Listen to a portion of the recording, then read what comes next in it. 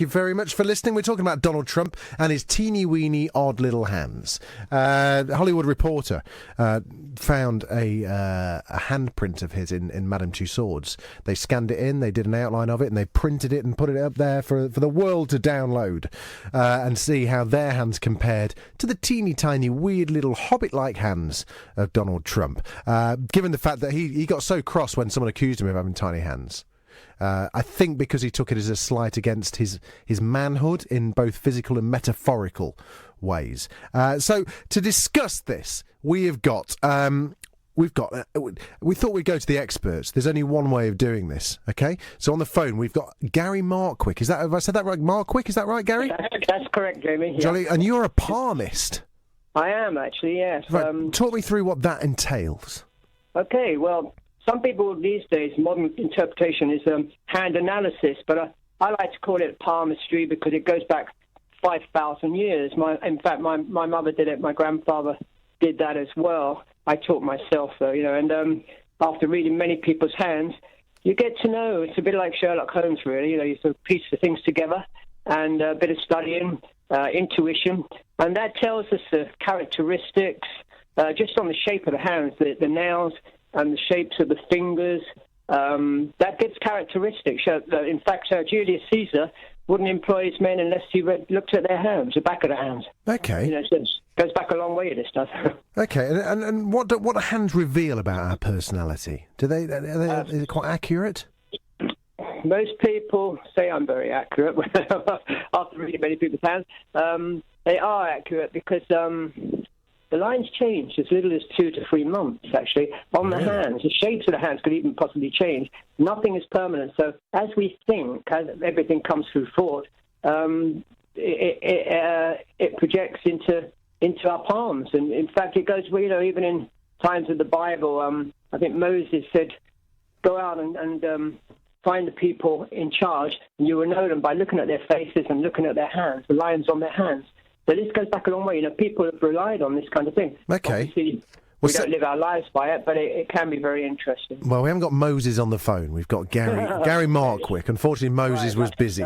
So we sent you a. There are two things I believe you've been sent. Am I correct? You've got the outline of his hand. And the size of his. Actually. Oh, okay. Well, can we email Gary? Are you in front of a PC, Gary?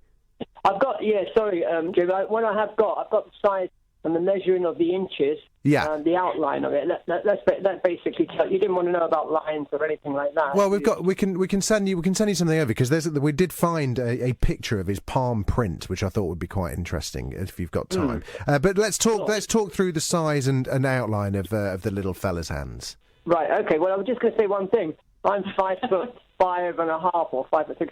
And they're the same size as my hand. Wow.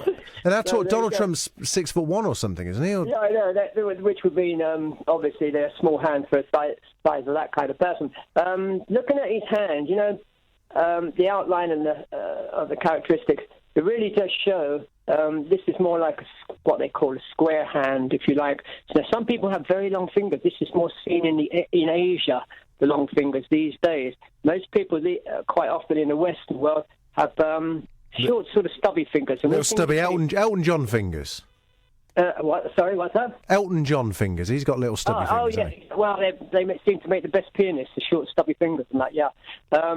So that can indicate a little bit of impatience when it's short fingers, you see. Now, this person is a typical businessman's hands that he possesses. It's square, quite wide, short fingers. This guy could, he probably, he's great for business, but he doesn't suffer fools gladly, I wouldn't imagine. Does he look like someone do those fingers look like ones that will get itchy and push a nuclear trigger?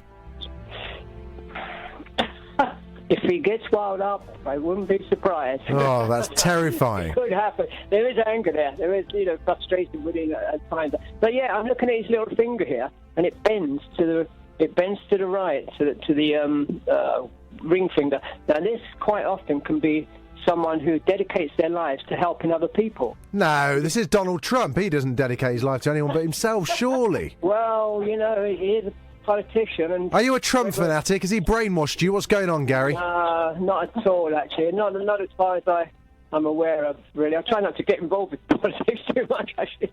But We're too busy reading palms.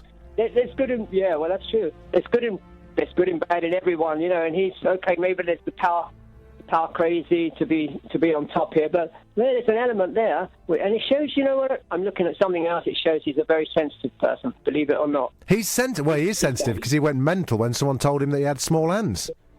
He denied it. In your opinion, you've seen more hands than most. More hands have been upon you than most. In your opinion, does Donald Trump have unfeasibly small hands? For his size of the person, yes. Gary Markwick, Palmist to the stars. Thank you very, very much for speaking to me on Virgin Radio. Wowzers.